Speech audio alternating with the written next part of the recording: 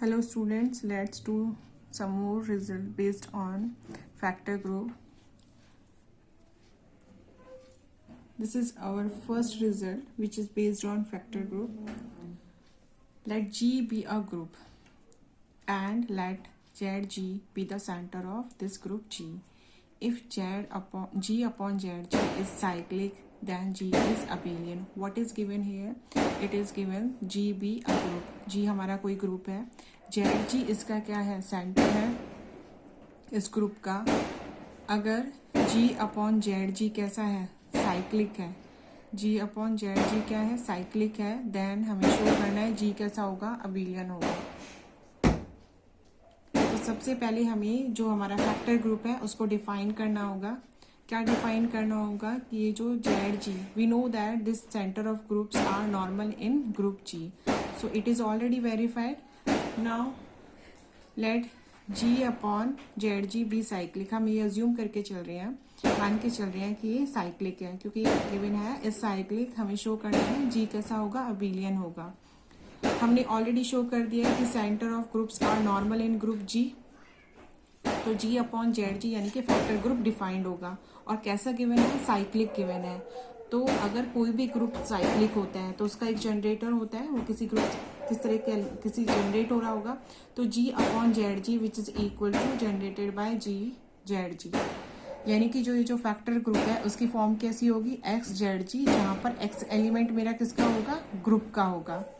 हमें शो करना है कि G कैसा होगा? अबेलियन होगा. अगर G अपॉन ZG कैसा है? साइक्लिक है. तो हमें शो करना है कि मेरा ग्रुप जो है वो कैसा होगा? अबेलियन होगा. अबेलियन का मतलब है कि अगर A B एलिमेंट मेरे ग्रुप के हैं तो AB इक्वल टू BA होगा या नहीं. अगर मेरा ग्रुप, अगेन हम रिपीट करते हैं कि ग्रुप मेरा कैसा है? अबेलियन है. तो मुझे शो करना है कि AB is equal to BA है या नहीं. कैसा ग्रुप दिया है? G अपॉन ZG कैसा है? साइक्लिक गिवन है. साइक्लिक है तो इससे जनरेट हो रहा है G ZG से. अब हम G हमारे फैक्टर ग्रुप के दो एलिमेंट्स ले लेते हैं, that is A ZG and B ZG. यहाँ पर हमने क्या सबसे पहले किया कि मैंने ZG को सेंटर ऑफ ग्रुप था, इसको नॉर्मल बताया. नॉर्मल बताने के बाद क्योंकि ये गिवन था G अपॉन ZG कैसा है? साइक्लिक है. तो ये जनरेट हो रहा होगा किसी एलिमेंट से. तो ये इस तरह के एलिमेंट सपोज इसके अंदर है, जहां पर G एलिमेंट कैसा है? मेरे ग्रुप का है और ZG यानी कि सेंटर थी. तो AH की फॉर्म आ गई क्योंकि इसमें लेफ्ट को साइड है, तो इसके जनरेटर AH टाइप के ही है. हमें शो करना था कि मेरा G कैसा है? अबेलियन. अबेलियन की कंडीशन क्या होती है? AB is equal to BA. Now first हमने क्या किया? अबेलियन के लिए हमारे AB एलिमेंट मेरे ग्रुप की होते हैं, तो यहाँ से मैंने दो एलिमेंट ले लिए A ZG and B ZG. किसके? मेरे फैक्टर ग्रुप के दो एलिमेंट्स हैं. अगर ये इसकी है तो ये तो इससे जनरेट हो रहा है, इस तरह के एलिमेंट से जनरेट हो रहा है. तो मैंने A ZG को क्या लिख दिया? सपोज दिस G ZG की power I for some I के लिए. तो ये कैसा हो गया? G की पावर I. ये तो सेंटर था, इसको हमने एज इट इज लिखा, तो इसको मैंने लिख दिया GI ZG. इसको भी थोड़ा सिंप्लीफाई कर ले तो B एलिमेंट को हमने कैसा ले लिया? B मेरा एलिमेंट है, किस फॉर्म का है? वही इसी तरह की फॉर्म. अब यहाँ पर मैंने पहले ऑलरेडी I ली थी, तो अब नई पावर J ले ली. तो क्या? G ZG की पावर J. तो किसके ऊपर आएगी? ओनली एलिमेंट के ऊपर G की power J ZG for some J के लिए. अब A मेरा एलिमेंट किसका था? AZ. अब बार बार ZG से लिखने से, इससे बचने के लिए मैंने क्या लिख दिया? इसको Z लिख दिया. AZ का था. और अगर हम इसको भी कहें कि ये GZ की पावर I था, इसी को वापस रिपीट कर रहे हैं. बार बार ZG से लिखने के बचने के लिए मैंने इसको G एंड Z लिख लिया, इसकी पावर I. इसको लिख सकती हूँ ऐसे सेम अभी जो मैंने A डिफाइन किया था as it is again define करें GI Z.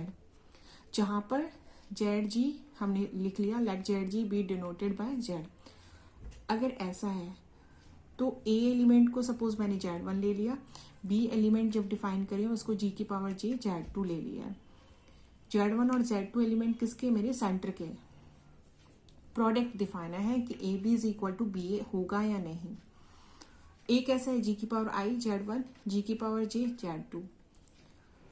ये हमारे पास ये आया. अब क्या है कि ये हमारा क्या है?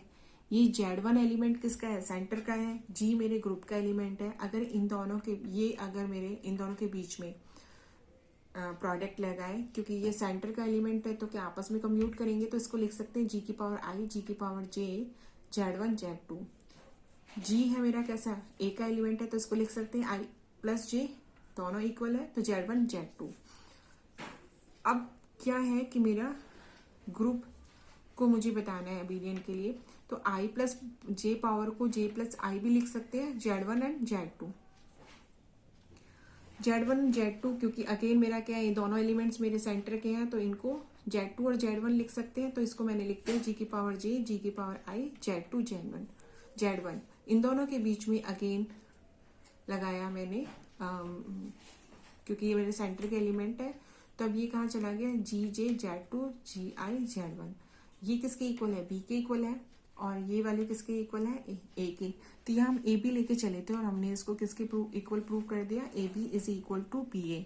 सो in this case we can say this G is abelian. अब अगर हमारे पास जी अपॉन जेड जी था, साइक्लिक था, सो हमने क्या प्रूव किया कि मेरा ग्रुप कैसा होगा, अबिलियन होगा। नेक्स्ट एक इम्पॉर्टेंट क्वेश्चन करते हैं इसी के एलिमेंट के ऑर्डर से रिलेटेड, या एक्सरसाइज का ये फर्स्ट ये है आपका गाइडलाइंस का क्वेश्चन है। Prove that if H has index 2 in G then H is normal in G. ये अपने आप में एक रिजल्ट है। यहाँ ये कहना चाह रहे हैं कि अगर आपका एच का इंडेक्स 2 है तो मेरा क्या होगा, ये एच क्या होगा, नॉर्मल होगा। यहाँ इस ग्रुप को ये समझें, इस रिजल्ट को समझने के लिए, कि सपोज आपके पास ऑर्डर ऑफ जी 12 है और ऑर्डर ऑफ एच आपका क्या है, 6 है। तो अभी हमने फैक्टर ग्रुप से, जब हमारा ग्रुप फाइनाइट हो तो इसको हम लिख सकते हैं order of G divided by order of H, यानी कि 12 डिवाइडेड बाय 6। तो क्या आया, इंडेक्स क्या आया, 2 आया। जब किसी भी एच का इंडेक्स इस तरह से 2 आता है तो ये जो एच है उसको हम क्या कह देंगे, नॉर्मल कह देंगे। वैसे तो हमें पता है कि जी अपॉन एच डिफाइन करने के लिए मेरे पास क्या है, एच नॉर्मल होना चाहिए। तो अभी मैंने यहाँ पर सिर्फ मुझे एक ऑर्डर गिवन था, ये नहीं पता था कि मेरा एच क्या है, नॉर्मल है। तो हमने यहाँ से रैंडम चेक किया कि हम लेग्रांजेस थ्योरम से भी कह सकते हैं order of H divides order of G. तो एच ऑर्डर का एक सब ग्रुप 6 ऑर्डर का एक सब ग्रुप था, 12 को उसने डिवाइड किया, तो ये जो 6 ऑर्डर का जो सब ग्रुप बनेगा वो कैसा होगा, नॉर्मल होगा, क्योंकि इसका इंडेक्स क्या है, 2 है। इसी रिजल्ट को हमें क्या करना है, प्रूव करना है। तो इस रिजल्ट को देखिए हम जरा, ये रिजल्ट क्या है, इसको प्रूव कैसे करते हैं। क्या गिवन है, index of H in G is equal to 2। ये दोनों तरीके हैं, आप दोनों तरीके से लिख सकते हो कि किसी भी इंडेक्स को डिफाइन करने के लिए। इंडेक्स वैसे भी क्या होता है, किसी भी ग्रुप के ऑर्डर के उसके सब ग्रुप के ऑर्डर से जब डिवाइड करते हैं तो जो वैल्यू आती है, लेफ्ट को साइड्स की वैल्यू आती है, वो कैसा कहलाता है, इंडेक्स कहलाता है। नाउ वी हैव टू क्या प्रूव क्या करना है कि ये जो एच होगा वो कैसा होगा, नॉर्मल होगा, किसमें, जी में। यानी कि नॉर्मल की कंडीशन अगर हम देखें, हमें पता है कि we have to prove that G H is equal to H G, यानी कि left coset is equal to right coset, जहां पर जी हमारा एलिमेंट किसका है, ग्रुप का एलिमेंट है। अब किसी भी लेफ्ट कोसेट राइट कोसेट हमारे पास, यह हमने लिख लिया कि जी मेरा एलिमेंट जी का है, तो ये जो मेरा एच है उसमें हमारे पास दो कंडीशन है कि जो मेरा जी का, जो मैं ग्रुप का एलिमेंट ले रही हूँ वो मेरे एच में हो और ना हो। सब ग्रुप जरूरी नहीं है ना कि ग्रुप के सारे एलिमेंट्स के, इस ग्रुप में तो क्या है, सारे एलिमेंट्स हैं, ग्रुप के कुछ एलिमेंट्स को लेकर ही सब ग्रुप बना होता है, वो कंडीशंस हम पढ़ चुके हैं। तो ये जो एच है तो हम कंसीडर करते हैं कि हमारे पास 2 केसेस हैं। फर्स्ट केस में हमने क्या लिया कि जब मेरा एलिमेंट मेरे सब ग्रुप में भी है, ग्रुप में भी है और क्या है, सब ग्रुप में भी है। So when this G belongs to H, इसको अगर हमने लिया तो हम क्या लिख सकते हैं, अगर प्रॉपर्टी कहती है A belongs to H, this implies A is equal to A H, ये हमारी प्रॉपर्टी थी। इसको अगर याद हो तो अगर ए बिलोंग्स टू एच है तो a H is equal to H होगा, और ये क्या होगा, एच ए होगा। भाई ये जो लेफ्ट कोसेट के लिए वही राइट कोसेट के लिए भी एप्लीकेबल है। तो वहां पर हमने प्रॉपर्टीज लेफ्ट कोसेट के लिए की थी, वो अंडरस्टूड थी कि वो लेफ्ट कोसेट के लिए भी एप्लीकेबल है। तो a H is equal to H and H a, यानी कि लेफ्ट कोसेट और राइट कोसेट उस केस में क्या हो गए, इक्वल हो गए। लेफ्ट कोसेट और राइट कोसेट्स इक्वल हो गए तो हम कह सकते हैं कि एच कैसा होगा, नॉर्मल होगा इस केस में। अब हम कह रहे हैं कि now this G belongs to, तो जी है ही, बट जो ये जी है वो मेरे सब ग्रुप में नहीं है। यहाँ हमने केस 1 में लिया कि मेरा जो जी एलिमेंट ग्रुप का है वो एच में भी था। यहाँ हमने लिया नेक्स्ट केस में कि जी जो मेरा एलिमेंट है वो मेरे सब ग्रुप में नहीं है। अब सब ग्रुप में नहीं है तो यहाँ पर हमने लिखा था G H is equal to H, but अगर नहीं है तो G H is not equal to H, और या कहे H G is not equal to H, दोनों ही चीजें। क्योंकि इक्वल कब था, जब मेरा एलिमेंट सब ग्रुप में था। अगर एलिमेंट सब ग्रुप में नहीं होता है तो इक्वल होते नहीं है। तो उस केस में क्या लिख सकते हैं, उस केस में हमने लिखा this G H is not equal to H and H G is not equal to H. तो क्या होगा, इन दोनों का, ये दो अलग अलग कोसेट्स हैं, इन दोनों का इंटरसेक्ट, या तो मेरे दोनों लेफ्ट कोसेट, दोनों कोसेट लेफ्ट कोसेट क्या होंगे, इक्वल होंगे, या कैसे होंगे, डिसजॉइंट होंगे। तो इक्वल नहीं है तो उस केस में हम क्या लिख सकते हैं, these are disjoint by property any two left cosets are either equal or disjoint। तो यहाँ पर क्या है, ये disjoint है, equal तो नहीं है। तो ये left coset intersection this H is equal to 5, और अगर यही लेफ्ट कोसेट के लिए एप्लीकेबल है तो राइट कोसेट के लिए भी एप्लीकेबल है। तो H G intersection H is equal to 5। अब ये हमें गिवन है the index of H is equal to 2, यानी कि जो मेरा ग्रुप है इंडेक्स 2 है, तो मेरा जो ग्रुप है वो क्या है, इन दोनों लेफ्ट कोसेट से ही मिलके बना हुआ है, जो हमारे पास है जी एच और एच। या कहूँ कि मेरा जो जी है वो राइट कोसेट और दिस एच से मिलकर बना हुआ है। तो दोनों कंडीशंस को देखो, यहाँ मैंने कहा कि इनमें से कोई सेम नहीं था, यहाँ मैं कह रही हूँ जो ये जी है ये इन दोनों से मिलके बना है, दोनों में कोई कॉमन एलिमेंट नहीं है। यहाँ पर 5 लिखा है मैंने, और ये दोनों को क्लब करे तो मेरा ग्रुप जी बन रहा है।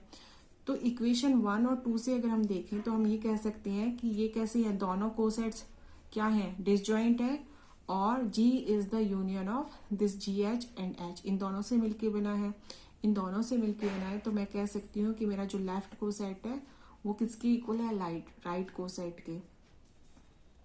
अगर इनमें से कोई कॉमन ही नहीं है तो मेरा left coset equal to right coset है, और अगर left coset equal to right coset हो गया तो क्या कह देंगे, H is normal in G. और यही हमें क्या करना था, प्रूव करना था कि अगर किसी सब ग्रुप का इंडेक्स 2 है ग्रुप जी, उसमें ग्रुप में, तो मेरा जो सब ग्रुप होगा वो कैसा होगा, नॉर्मल होगा। और ये हमने प्रूव कर दिया। ये अपने आप एक इम्पॉर्टेंट रिजल्ट है, इसमें हमें जरूरत नहीं है कि जब भी हमारे पास ग्रुप हमें पता हो, फाइनाइट ऑर्डर का हो, उसका सब ग्रुप पता हो, और अगर उनको डिवाइड करने पर वैल्यू 2 आ रही हो तो उस केस में हम कह देंगे कि हमारा जो एच है वो कैसा होगा, नॉर्मल होगा। उसमें हमें चेक करने की जरूरत नहीं है, ये आप ट्राई कर सकते हो।